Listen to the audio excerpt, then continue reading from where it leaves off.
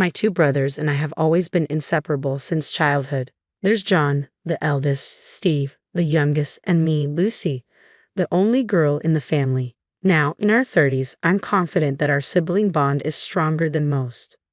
Our closeness stemmed from our parents' busy schedules. Both worked tirelessly, leaving us to rely on each other. None of us were angels. We each had our fair share of mischief. Our mother became a frequent visitor to our school, reprimanding us as needed. John, though, was notorious in our hometown for his rebellious streak. Academics were far from his priority. He preferred mischief and adventures over textbooks. Steve and I took a different path. Perhaps learning from John's escapades, we managed to steer clear of causing too much concern. Without extra tutoring or intense studying, we effortlessly landed in the top ranks of our class. Maybe we just knew how to navigate the system. Lucy and Steve were excelling in school. I'm eager to see what they achieve in the future. Maybe they'll take care of me someday. Being good at studying doesn't guarantee a successful future. I'll be the most successful one among our classmates. Just wait and see. Usually those who say that are the first to settle down. My money's on Steve. Even if I do succeed, I won't be taking care of you. These debates were a regular part of our conversations. John, though laid back, had a kind heart and a solid foundation. Steve approached everything with caution and responsibility. And then there was me, forging ahead without dwelling too much on the future. Together, we formed an unbeatable trio.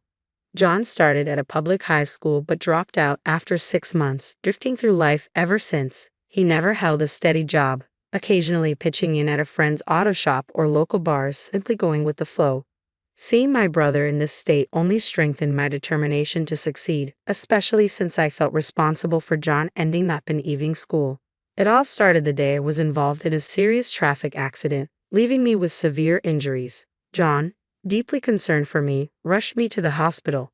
His worry and care for my well-being led him to quit high school. I've carried a sense of guilt about that ever since. If I can achieve success, I believe I can help John find his way again. During that period, my mind was consumed with thoughts of the future and the paths to success, searching for ways to involve John. It had to be something he could easily connect with. As I entered high school, I took on a part-time job to save money. I believed money was crucial no matter the endeavor, and I worked diligently to accumulate as much as possible. Steve, have you seen John lately? He hasn't been around much. Just as I suspected. That guy. I wonder what he's gotten himself into. I hope he's not causing trouble. Surely, with a family waiting for him, he'd hesitate before getting involved in anything risky. Months passed without John returning home. To alleviate our concerns, Steve and I exchanged rumors about John's whereabouts. Then, one day, John returned home as if nothing had happened. "Where have you been?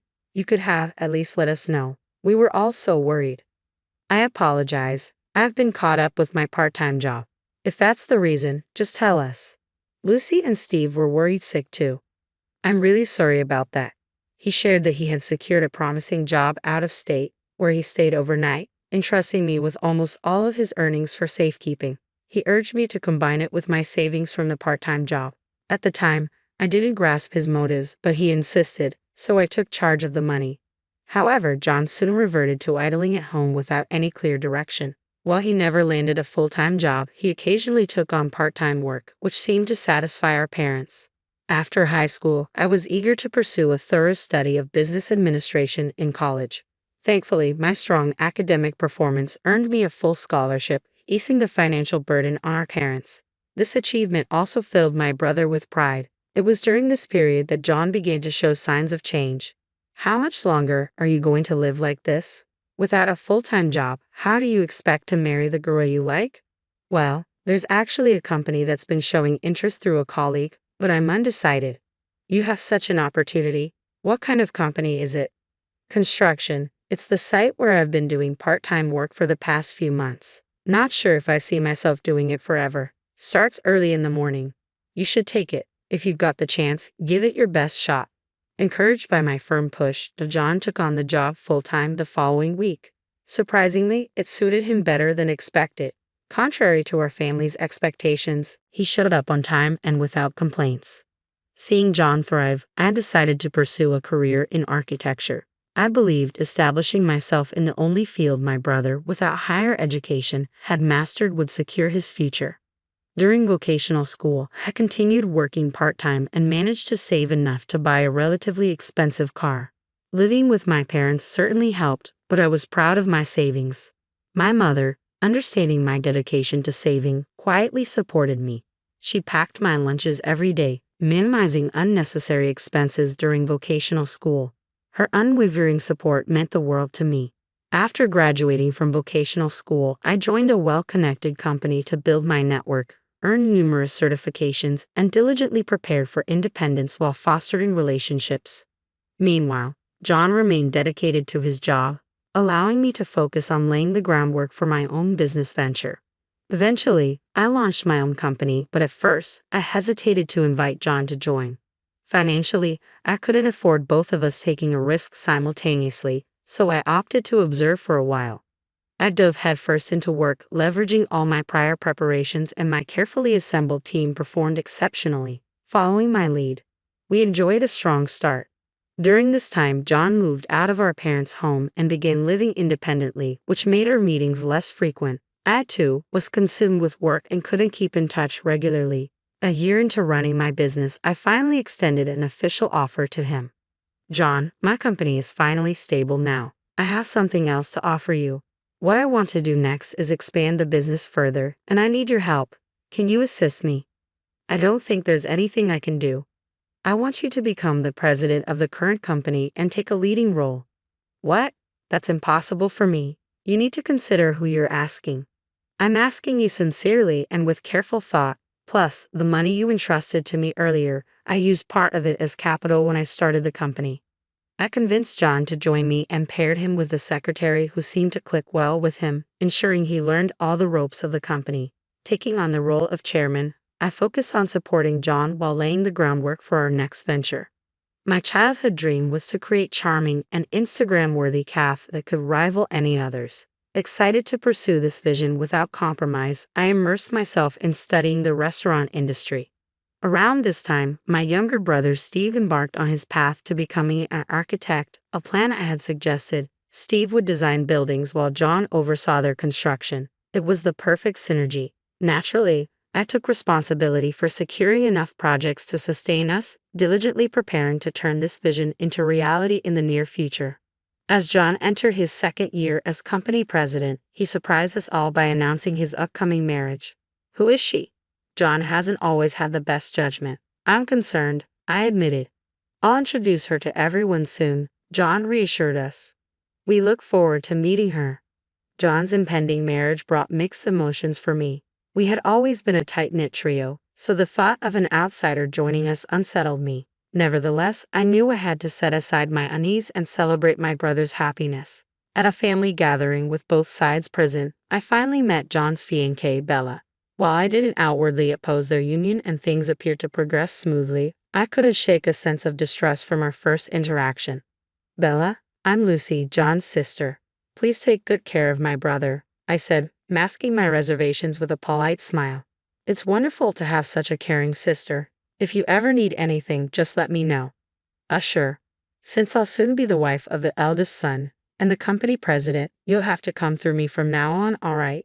Bella was the same age as John and worked in an administrative role at one of our client companies. My initial impression of her was that she was determined and assertive. Our perspectives seemed somewhat different, and she wasn't quite my type, yet I thought her personality might complement John's naivety well. Steve shared my thoughts, but we both agreed to support their marriage for now. She seems a bit serious, but if John loves her, we're behind you both. Wishing you all the happiness. Thank you, Lucy. A few years ago, I couldn't have imagined marriage, let alone someone approaching me. From then on, I was constantly on the move due to the new projects we had undertaken, making my days incredibly busy. Meanwhile, John was fully occupied with wedding preparations, spurred on by Bella's desire for an early ceremony. Before we knew it, the wedding day had arrived. Since the family gathering, I hadn't seen Bella or John. John, it's been too long. I've been caught up, but today I'm here to enjoy. Good to see you. Take a moment to relax and enjoy the food and drinks. As John prepared to marry, I couldn't help but feel a pang of sadness. The three of us had always shared laughter and conversation. Before the ceremony, we managed to exchange a few laughs, and seeing John's happiness, Steve and I felt reassured. As the ceremony began, I savored a delightful meal, catching up with Steve and my parents after a long time apart. Our company's employees were seated diagonally behind our family, lively in their own conversations. It was during this chatter that the bride and groom began visiting each table in order. John, Bella, congratulations on your special day. Thank you, and thanks to everyone for being here. Thank you all for coming. From now on, my husband's team is my team. I expect your continued dedication and hard work. I couldn't believe my ears. In the midst of the wedding ceremony, what was Bella saying? Unable to hold back, I responded. Bella, the employees are strictly part of my brother's company. They aren't your employees. Oh, I'm well aware of that. My dear, opinionated sister-in-law, you're part of the family now. Her tone was mocking and it cut through the air, momentarily chilling the atmosphere. But then, unexpectedly, laughter erupted from the employees seated nearby. What? I'm going to be the wife of your CEO. Are you mocking me? Bella, please. Bella, do you know who our chairman is? Huh? Chairman? I haven't been introduced to anyone like that. I don't know.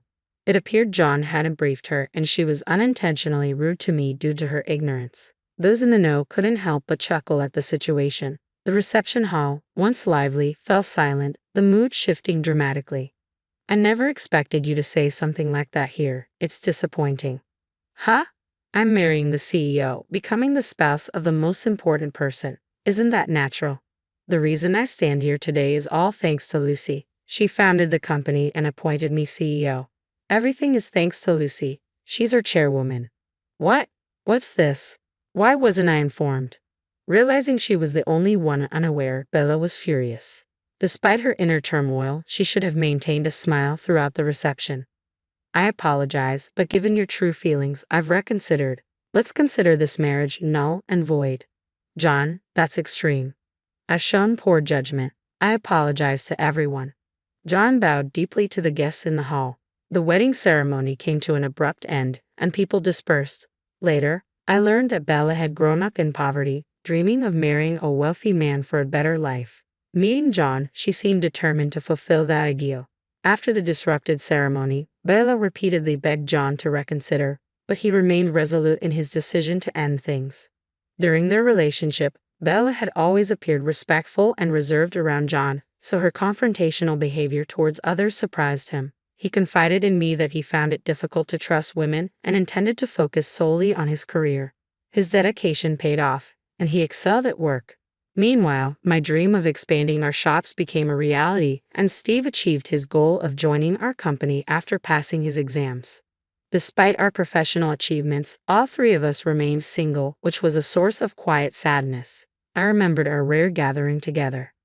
Do you have anyone in mind to marry, Lucy? I'm really into my work right now. Marriage and kids aren't on my mind yet. Same here. As long as we're happy, that's what counts. I'm not keen on marriage either. How about building a house then? John could move back and we could all live together. Steve's proposal caught me off guard amid our busy lives. Over the years, we've focused on ourselves, but now the idea of following in our parents' footsteps and caring for them seemed fitting. While the company was making progress and taking shape, there was still much to do before we could call it a success. Starting with a home as a base and building our future together sounded like a solid plan. I rarely agreed with Steve's suggestion. Steve, that's brilliant. What a wonderful idea. Exactly. Steve, you handle the design. Lucy, find us the perfect plot of land, and I'll build us a spectacular house. This was the exact scenario I had always dreamed of, achieving something together with my brothers. We've been a team since childhood, and I'd always hoped we could carry that bond into adulthood. My brothers and I, right then, I felt fearless about the future. Even if I never marry or find a partner, I have strong allies by my side. With them, I'm confident I can continue pursuing what brings me joy.